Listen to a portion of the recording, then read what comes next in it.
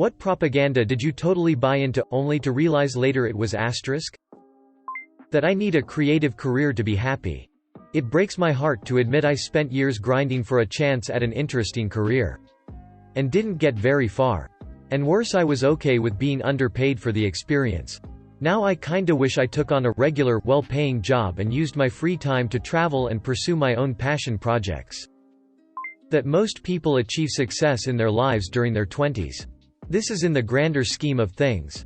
Lots of super talented people end up becoming successful in their late 30s. 40s, and even 50s. The same goes for the concept of, if you want to get good at something, you have to start super young. Which does sometimes work. But a lot of people can actually get good at a skill in older ages. You can learn the piano in your 30s. And get really good at it. But you're not going to be doing concerts or anything. But it doesn't mean that you're not good, great, exceptional at it. That carrots give you exceptional night vision. I later found out that that particular belief became widely accepted due to a British propaganda campaign from World War II designed to hide the invention of radar from the Germans. They claimed that the reason their Air Force pilots were so effective at night was due to them being fed carrots to increase their night vision. It was so effective that people still tout that particular benefit of carrots years after the war ended. Indestructible dog toys. I watched one dog tear a Kevlar toy like a baboon ripping into an orange. He's a sweetheart. But all toys around him are disposable. I was born into the cult of Jehovah's Witnesses. I left at 25 when I found out the leaders were covering up child abuse, and then instead of changing their rules to protect victims, they enforced their archaic rules and then told elders to burn and delete any evidence relating to past cases. Sick. But OFC, I get shunned and disowned and called a worker of Satan. An agent of the devil. A spiritual warrior committing acts of warfare against God, sent to dissuade God's chosen people from the one true God, whose chosen people's leaders cover up child abuse. When all I did was try to show my friends and family the multitude of court cases against them, least I got a badass title, smirking face. That the only way to achieve success in life is to study hard. Get top grades. And go to university and study something like law or medicine. Plenty of people I know have achieved success and happiness without top university education. I also believed the idea that the career you study for is for life. Edit to add, I meant that you don't need to have a top degree from a top university. Lots of people choose TAFE like I did. I think it's called technical college in the US. Study something you enjoy. As long as you can still make a living from it. I was all set to study law myself. But I realized that I wasn't that passionate about it. I took some time off to figure out what I wanted to do. Trivial, but I bought into the lie that the more you cut hair, the more it grows. I've been shaving my beard for years, hoping to get a nice thick bush, to no avail. I just have to accept that nature played me and deal with my patchy face hair. The Patriot Act. Or rather the notion of the nothing to hide, nothing to fear approach to privacy rights. That I need to look young forever. Women are sold so many skin care products and cosmetic procedures to stay looking young. Then I realized, it's not really affecting my health if I just age naturally, so I can just not give a and live my life unafraid of wrinkles if I want to. Anti-vax. At one point I was completely sold on the whole, how can you inject infants with dangerous chemicals? Then I read up on the actual science and realized how uninformed I was. Canada is real. I can't believe I thought there was a mass above the US. I bought into the abstinence until marriage in middle school. When they made you sign all the fancy pamphlets about why it's the right thing to do. Really felt it would stop my fellow classmates from having until marriage. My belief in that fell apart in high school. A teammate on my football team would tell stories in the pregame time before games about how he had banged some girl the other week. I can still remember 3 specific stories. One of which was how he had while wearing a Ziploc baggie instead of a condom. Chiropractic as healthcare. This was a side effect of growing up with my anti-vaxxer mom.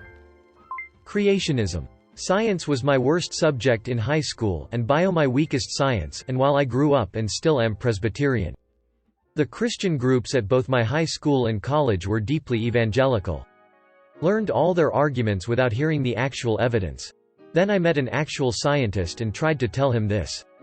Set me straight pretty quick. College is required to be successful. Absolutely untrue. Okay, in kindergarten the teachers at my school literally dressed us up as pilgrims and Indians and made us sing all these songs about the feast and how we all got along with one another? So imagine my shock when I learned about the Trail of Tears and other atrocities later in life.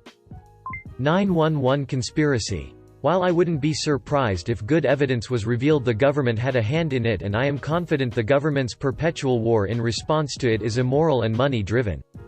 I don't really think there is reliable enough evidence to make a claim on it being a false flag or not. Trying to be an Instagram model. Specifically putting my energy into looking a certain way and gaining massive amounts of followers. As a recent college graduate, I have realized how dumb it is to try to conform to this trend that is imposed on young girls. I'd much rather focus my energy on more fulfilling things. Most of the anti-Japan online I listened to when I was a kid. But now I realize that most of that wasn't true. Edit. I'm from America. But I grew up around others who were very racist against Asians. Mostly Japan because they saw their culture as backwards compared to America. The propaganda online isn't as common today, but it was more common when I was little. Sorry for the lack of info, I didn't expect this to get that much attention. Most of these comments are about cults and stuff. But from my understanding of propaganda, which is basically ads to get you to do something, I totally bought the "play this inappropriate game for free" and then asked for my credit card info. I fell for this quite a few times, sadly, to realize that's for anything that says "for free." Santa Claus. Ultimate communist propaganda. Work your off year-round until you're made to hand-deliver product to anyone who believes in the system.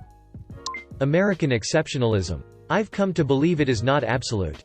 Yes, we are exceptional. But so are a lot of other countries. The weird rules of Islam. The religion doesn't allow us to do so many things only to realize that it's. I spent the majority of my teens watching Fox News with my parents. Literal propaganda. Mission trips are for helping others. Really, it's just a huge ego boost for many people who want to exploit people's needs to feel better about themselves.